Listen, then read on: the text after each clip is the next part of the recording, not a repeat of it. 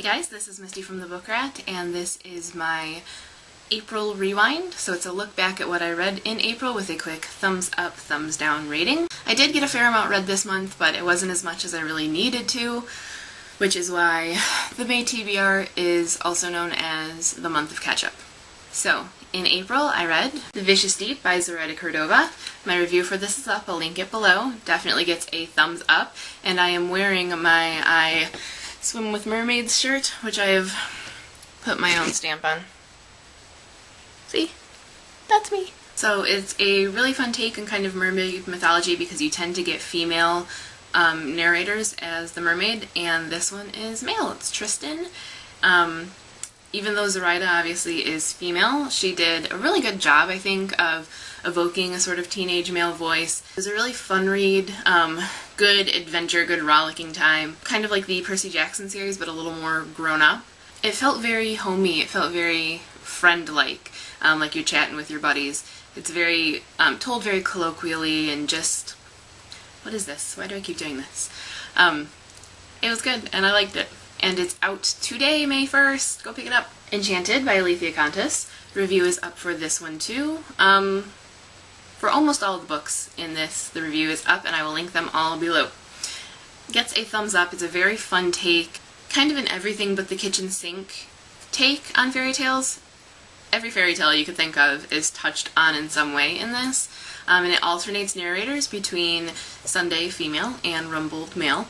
So I mentioned it in my male-driven fairy tale video. But really good, really fun and quirky.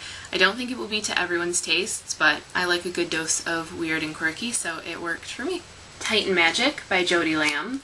The review is up for this one as well, and it gets a huge thumbs up. It gets both my thumbs. This is one of my favorite things I've read this year. It's a take on sort of Golem mythology, and that really intrigued me, but also never having read anything that sort of takes on that element. You know, you never know if it's going to work, if it's going to be a complete miss. And thank God it wasn't. I thought it handled the mythology beautifully. It has this sort of philosophical bent to it without being weighted down by it. It's thought-provoking, it's discussion-provoking, and it's something that I said in my review. I really wish I had read as part of a group, as part of a lit class or a book club or something, because there's so many opportunities to discuss things in this book and so many things going on that I think people are going to have different opinions of and take differently, and that's what makes a book great for discussion. I loved it. I thought she nailed it.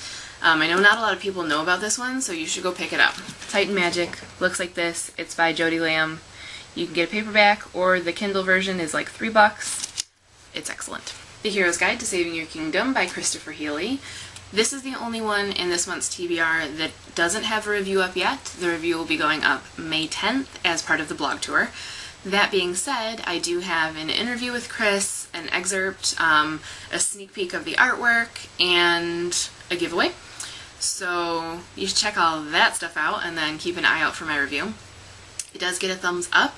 It's a good, fun, kind of light take on the men in fairy tales. It's silly and it's lighthearted and it has a sense of humor about itself, and so it just really worked from that. It's a middle grade book, and I think it's definitely well geared to middle grade and sort of preteen. I think it's one of those books that you'll read and you'll want to push on the kids in your life, especially the boys, you know, the reluctant readers. Good fun. Magic Under Stone, which for some reason I can't find, but it looks like this. This one gets a thumbs up too, and the review is up. I thought it showed some growth from the other things that I've read from Jacqueline Dollimore. You know, there was a little more depth to it for me, and it went some darker places. I did have some pet peeves that I addressed in my review, but for the most part, Jacqueline's one that even when she kind of hits on a pet peeve of mine, she sort of works to make it work, you know? It's just one of those people that will take something like an annoying character and point out that they're annoying and have other people in the book realize that they're annoying, so that you don't just get irritated by the character, you kind of embrace it and understand that that's how it's supposed to be. So I liked it. You can pick it up now. It's actually been out since February, which I didn't know, or I would have told you about it then. It is a sequel, so make sure you pick up Magic Under Glass first. And if you really like them, you should pick up the companion Between the Sea and Sky.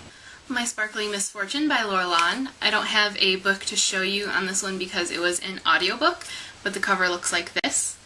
Now this was my first audiobook, so it was really kind of weird for me to get used to. It was definitely a big adjustment, but ended up getting a thumbs up. It was a good, fun, very wholesome take, kind of vaguely Shrek-like, but not at all. Just in the tone, it was kind of Shrek-like.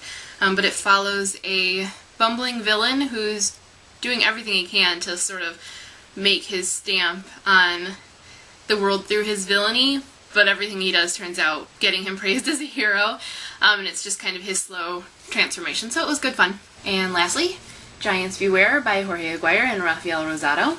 This was super fun. It's about these three characters who want to go to save their town and kill the baby feet eating giant. And they're all kind of led by the main character, Claudette. She is a little spitfire. She is so all about being a warrior and an adventurer and proving herself and tomboy to the core, which was just really fun and cute. And then her best friend is a princess. It's really cute. Definitely worth picking up for, the kids in your life, especially, again, those reluctant readers, because I think that they gravitate to graphic novels a little easier. But even if you're just even if you're just looking for something kind of light and fun and just a fun take on this sort of fantasy world, and with little switcheroos and interesting characters that you're maybe not expecting, this is definitely worth it.